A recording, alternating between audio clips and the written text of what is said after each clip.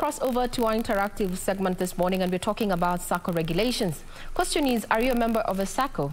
If you're not, why not? And if you indeed you're a member, what do you think is, holding your SACCO back from attaining its goal and objectives? It is savings and investment. Now, taking us through this conversation, I have two gentlemen seated next to me on my immediate left. I don't know if that's your right. Probably it's definitely your right from the screen. Is none other than John Mwaka, who is the CEO of SASRA, that is the SACCO Society Regulatory Authority. On my immediate right, which happens to be your left then, is Masinde Mongale, who is a leading economist. They're going to be guiding us through this conversation in regard to what is, challenges that are faced by SACCOs and how then we can tackle them, as well as the importance of SACCOs within the financial sector. Thank you, gentlemen, for your time. Thank you. Yes, very well indeed. We just want to remind you that this is live, and we welcome your feedback. Our Twitter handle is at KBC Channel 1 News. Mine is at Ray Manyara. Questions in regard to, SACCO regulations and challenges that they're in as a member, and also from a person's point of view who is looking out, looking within from out, yeah? So there it is. Let's start off with you, John Mwaka. Yes. Whenever we talk about regulating SACCOs, we also have to take into account the SACCO performance. Looking at 2020 and where we are right now, SACCO performance in a nutshell. Thank you very much. Let me begin by first introducing our organization, SACCO, Societies Regulatory Authorities, a mouthful name. But basically, we are SACCO's regulatory authority. We regulate SACCOs in Kenya. And of course, we've got two broad categories of SACCOs. We've got deposit-taking SACCOs and non-deposit-taking SACCOs. Now, for the last 10 years, we've been regulating deposit-taking SACCOs, which have been ranging between 180, 170 there, 175. Now, commencing January this year, now we have picked up a non-deposit taking SACCOs. These are SACCOs that have got deposits of 100 million and above. Now that is going to increase our portfolio from 175 SACCOs to about 400 SACCOs that we are regulating. However, there are very many SACCOs in our country. Still, there will be quite a number of them out there that are being regulated by Commissioner for Cooperatives. And so we are basically two regulators for the SACCO industry, or cooperative sector for that matter. Now, talking about SACCO performance for the year that has just ended, that is December 2020, incidentally, the performance has been very encouraging, very good, despite the shocks that we encountered during, of course, what we are going through as a country and worldwide, the COVID challenge that we are facing. We closed the year with around slightly over 550 billion in total assets of SACCOs. And if you look at now the others that we have picked, then we're talking about 600 to 650 billion in terms of total assets. So that is a very encouraging growth, despite the shocks and the challenges that the industry faced. So we still remain very resilient as a sector and SACCOs, and we still remain the first stop for most of the Kenyans that are seeking to refinance or finance their small businesses. Now let's hear from our economist, Masinde Mongale. What do you think was the driving force for the performance of the SACCOs, as depicted there by the CEO there of SASRA, saying that indeed the SACCOs have been resilient in the year ending December 2020? Masinde. Thank you very much. Masinde Mongale from the Chamber of Commerce. I'm in charge of trade policy and research. Why the Kenyan SACCOs have been able to perform very well? The SACCO play a very crucial role in terms of free enterprise systems. The SACCO have been very resilient, and then the inclusiveness in terms of financial capabilities and the education. The SACCOs have been very well in terms of structured models that have got what we call the value chain systems, and the education they give the farmers, the producers, the consumers. So today, when you get an outlook for the Kenyan SACCOs, you'll find that there's a lot of well-structured kind of involvement. and they work at various value chains in terms of supporting either the farmers, the consumers, the producers at various distributors channel. And today, as a country, they has mentioned that despite the unprecedented challenges that we faced because of COVID-19, we've seen the SACCOs playing a very crucial role in terms of supporting the recovery efforts, in terms of making sure there is cash flow, there is a supply chain, particularly the farmers who play a very crucial role to support sustainability in terms of free markets, agricultural programs. So in a nutshell, why we say SACCOs have been able to perform very well because of their very key role in terms of financial inclusion, the resilience, and then the wider participation of broader spectrum of the Kenyans in terms of working within the SACCOs. And then you find the SACCOs have been spread very well in terms of giving solutions to various sectoral groups and stakeholders in this country. And even the asset base, it gives them a lot of opportunities and value in terms of participation. So a SACCO is a very, very crucial movement in this country, and they support what we call free enterprise system across all the value chains, particularly the small-scale producers. Very well said. Thank you for that summary in regard to what has fueled, this resilience that we have experienced in the year ending December 2020. I bring back the conversation back to you, Mr. Mwaka. The issue of policy and governance. We have seen several changes within the cooperative legislation. How then has it affected, matters of regulation from a regulator point of view, as far as SACCOs are concerned? I think the biggest challenge that, or issue that SACCOs face, just like any other financial institution, is a question of governance. And good governance is key in driving growth and delivering, of course, value to the owners of that enterprise. And so in order to streamline governance within the SACCO industry, the prudential regulatory framework has been effectively implemented to stem the challenges that have been there in the past. And to augment that, what we've again done is that within the authority, we have also established what we call SACCO Fraud Investigative Unit. Of course, manned by, we've got SACCOnet staff from DCI. They help us deal with issues of fraud. Because, fraud touches on governance, and where there is those issues are, then you expect, of course, substantial complaints from members. And so the current regulatory framework that we are implementing for deposit-taking SACCOs has, of course, given impetus in terms of enhanced governance within the institutions that we are regulating. Further to that, we've entered into a memorandum of understanding with the two universities to train SACCO directors, that is Strathmore University and the Cooperative University of Kenya.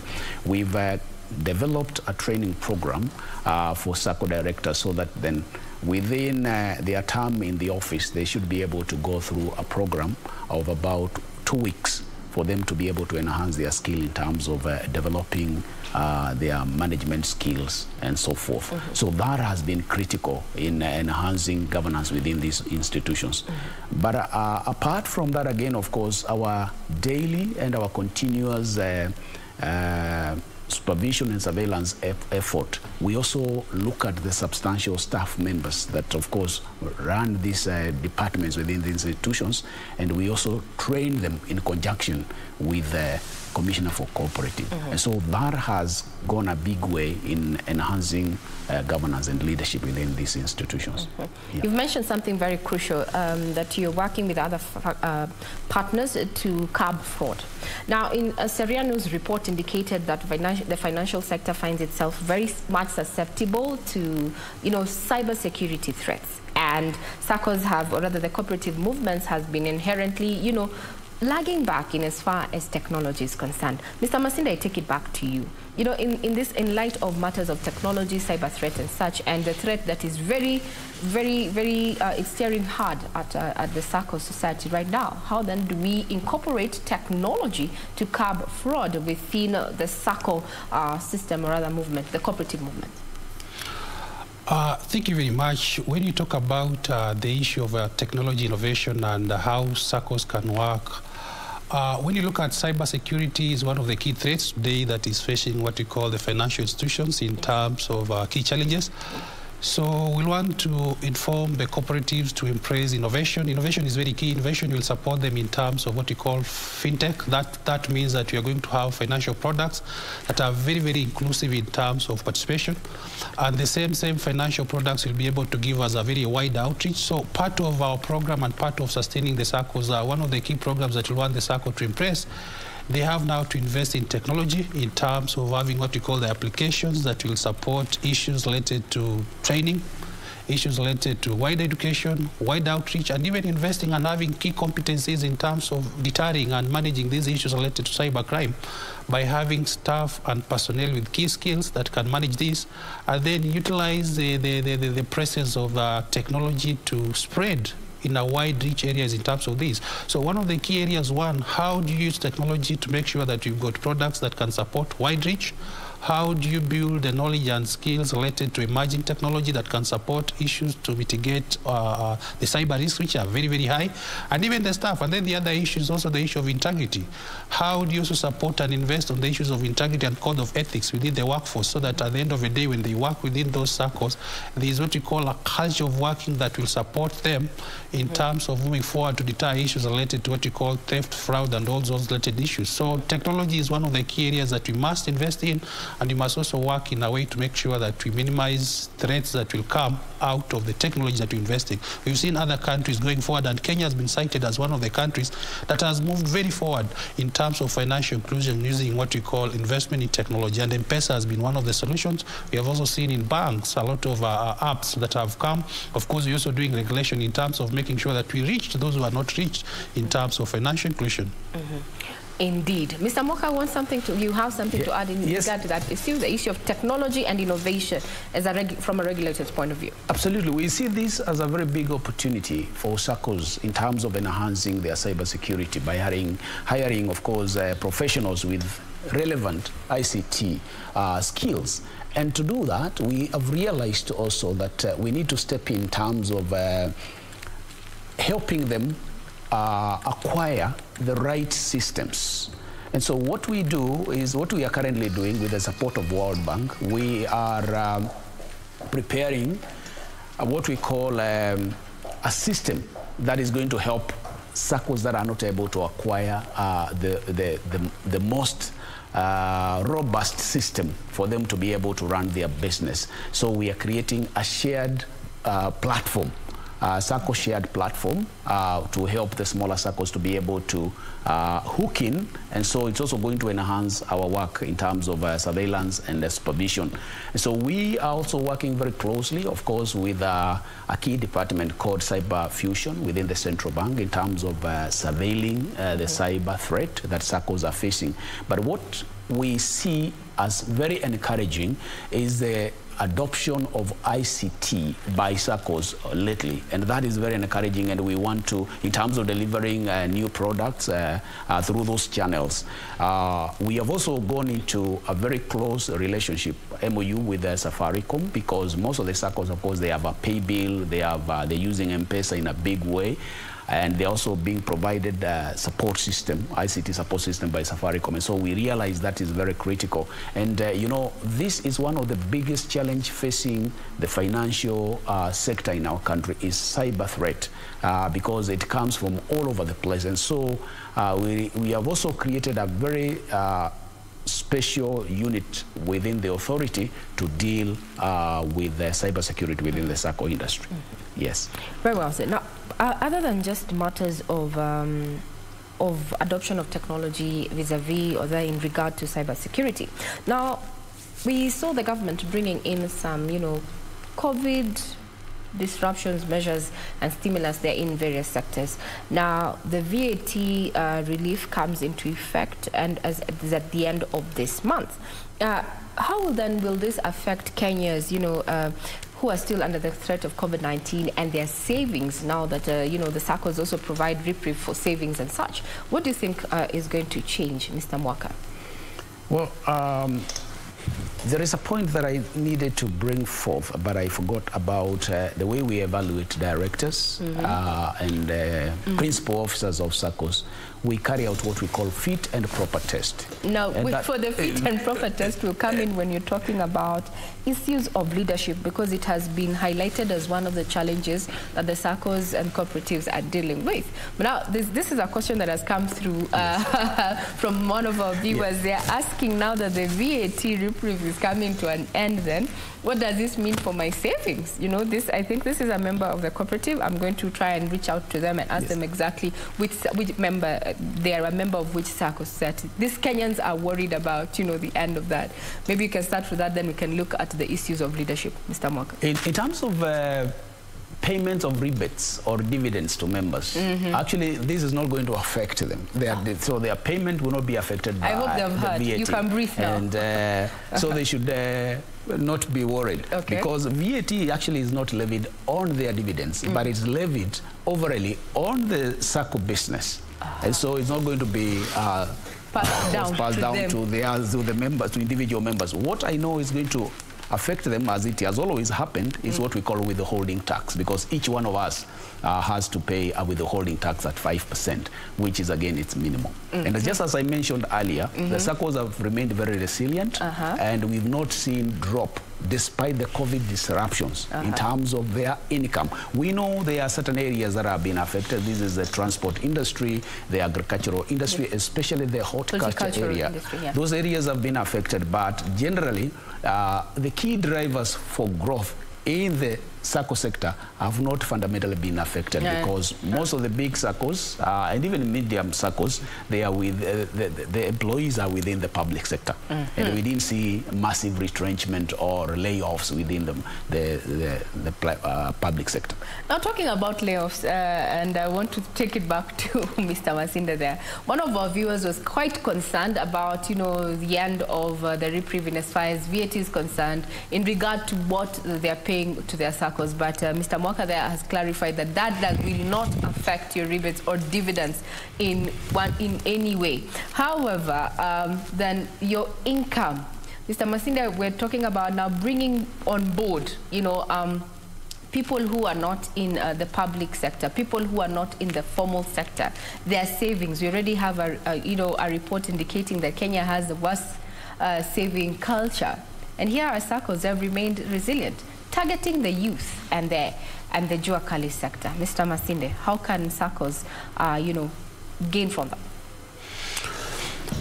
Thank you very much. We say that SACCOs are very important in this country. They have provided a lot of services that have created jobs.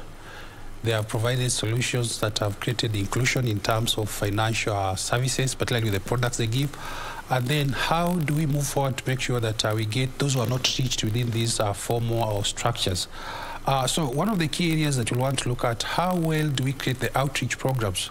When you talk about the outreach programs, you want to create programs that will be able to reach those who have not been reached within all these value chains that SACCOs want to support, the producers, the consumers, the farmers.